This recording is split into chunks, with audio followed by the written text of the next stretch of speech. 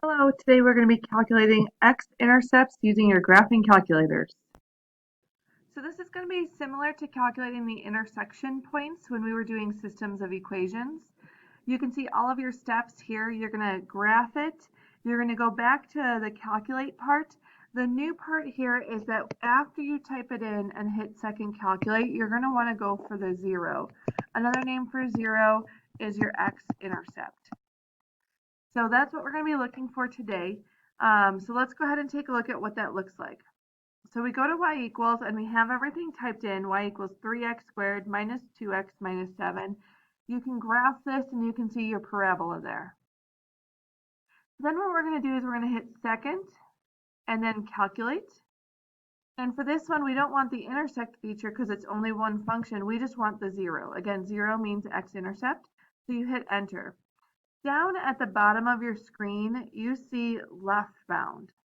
So what we need to do is we need to think about which of these two x-intercepts we want to solve for first. So I'm just going to go for the one on the left. So what you're going to do is you're going to get your cursor close to that. Once your cursor is close to your x-intercept, then we can go ahead and look at this prompt. It says left bound.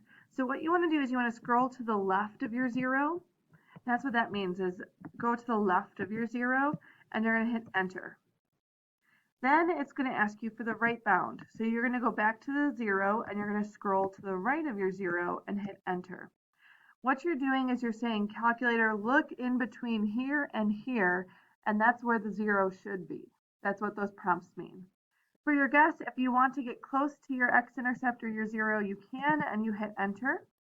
And so your zero here is negative 1.23, comma 0 for your x-intercept. And so when you're writing it, we can go ahead and round to the nearest hundredth unless they say otherwise in the examples.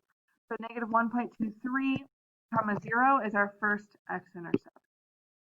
Now, if you're doing this and you have like an error, that means that when you went to calculate the zero, if you do your left bound and right bound backwards, it's not going to be able to calculate it. So here's an example of that. Let's say we're going for the zero.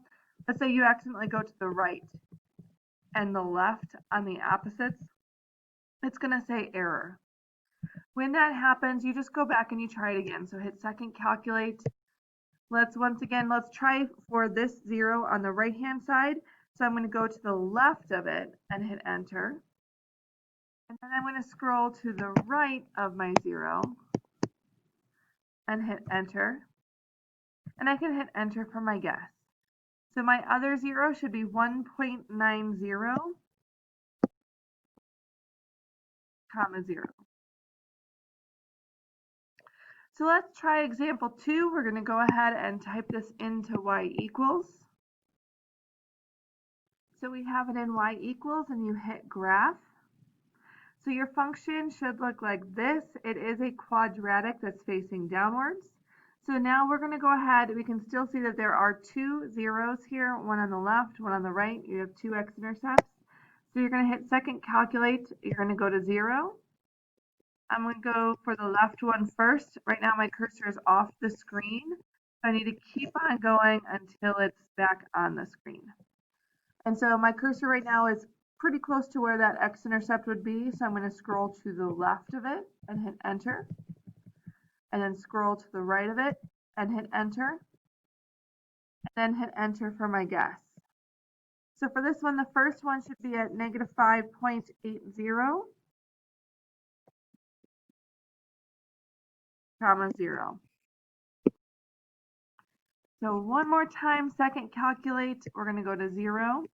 We're going to scroll all the way to the other side.